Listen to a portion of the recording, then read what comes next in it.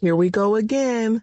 Last time, Keller made us see his true colors when under pressure, and Hill made our hearts melt with his observation and great care of Sunny. Now let's see where this goes.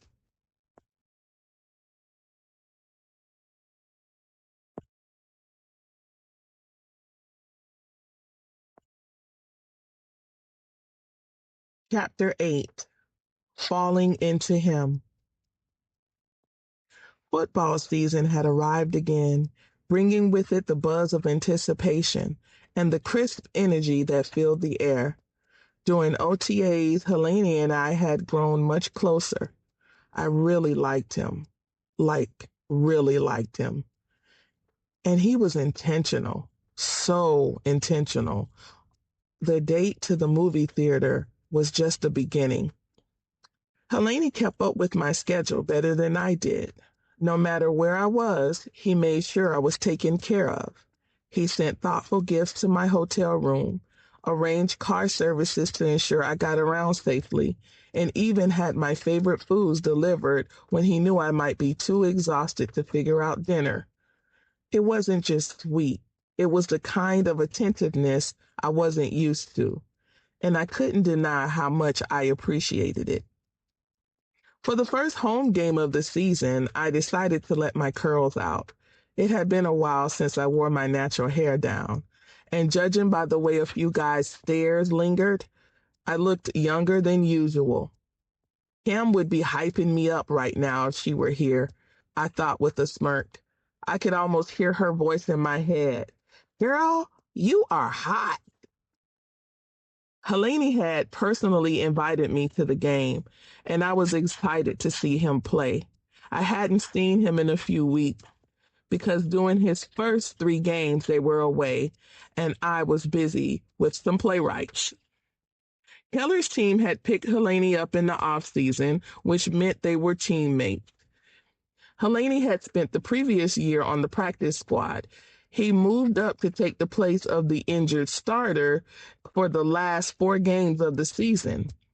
Now he had a chance on Keller's team to be the number 2 route receiver.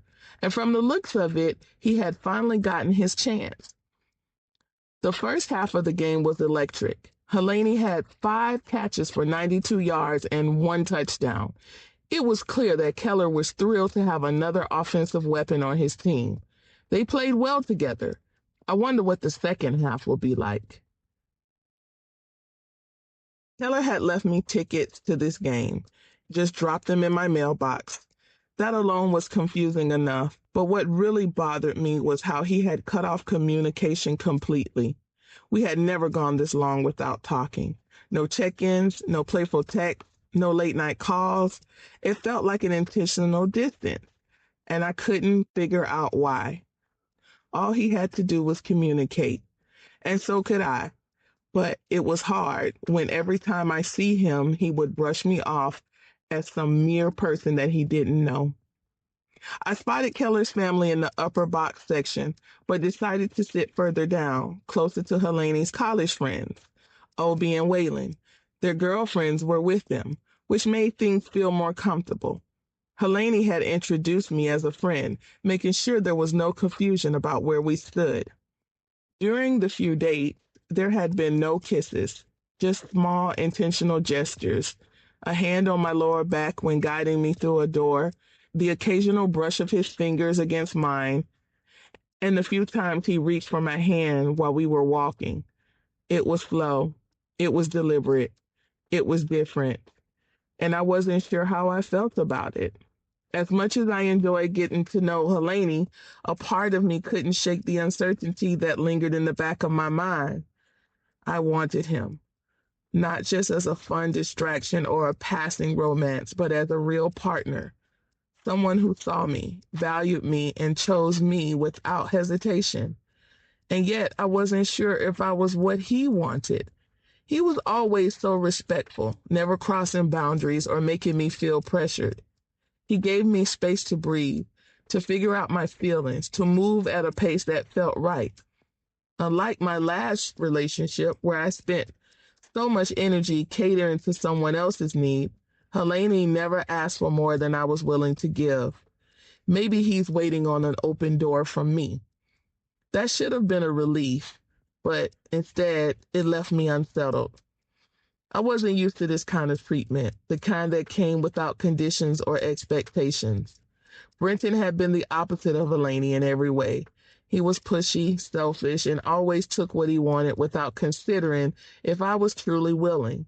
And the worst part, I had let him. I had gone along with things, not because I wanted to, but because I was afraid that if I didn't, he'd walk away, and I'd have no escape, and I'd have no fall guy for my plan to not look like the desperate groupie to Keller Stallings. So I had given in. I had made myself smaller. I had bent over backwards to keep him happy while ignoring my own needs. And for what? In the end, he chose himself and left anyway. Now, here was Hillaney, showing up for me in ways I didn't know I needed.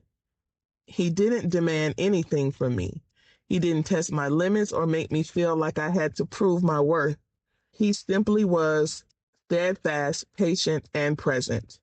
And that scared me, because deep down, I wasn't sure I deserved this kind of love, because I hadn't gotten it before. But maybe it was time to change. I had to work on that myself. I had to say to myself that I deserved this. But the thought still came in my mind, what if I wasn't enough for him? What if he was only this kind because he hadn't really been tested yet? What if I was too broken, too unsure, too hesitant to be the kind of woman he needed? I was learning more about myself every day, learning what I truly wanted in a relationship, learning how to set boundaries, learning how to be loved without losing myself. And Hillaney, in all his quiet understanding, was giving me the time to figure it out. But was I brave enough to let myself have it? Honestly, I didn't know if I should kiss Hillaney. He was so sexy, so effortlessly desirable, that it almost felt dangerous. I saw how women looked at him, the way their eyes lingered, how they whispered amongst themselves when he walked past. He commanded attention without even trying. If I kissed him, I knew it wouldn't be just a kiss. It would be a spark igniting something uncontrollable, something I might not be able to stop. I had no doubt that if I gave in, I'd wake up wherever that kiss started, naked, breathless, and forever changed. He knew I had never had a sexual relationship before, and he respected that. He never ever asked, like Brenton, multiple times, to sleep with him. I respected that. That right there should show me that he had the patience to love me the right way. Because if Hillaney made love the way he courted me, with patience, intention, and intensity that simmered just beneath the surface, there would be no returning from that depth of passion. It would swallow me whole, leaving me lost in him, in us, in something I wasn't sure I'd be ready to survive. I don't think I would want to survive it. I really hope we had a future together, because my body wanted to make him the last man it ever knew.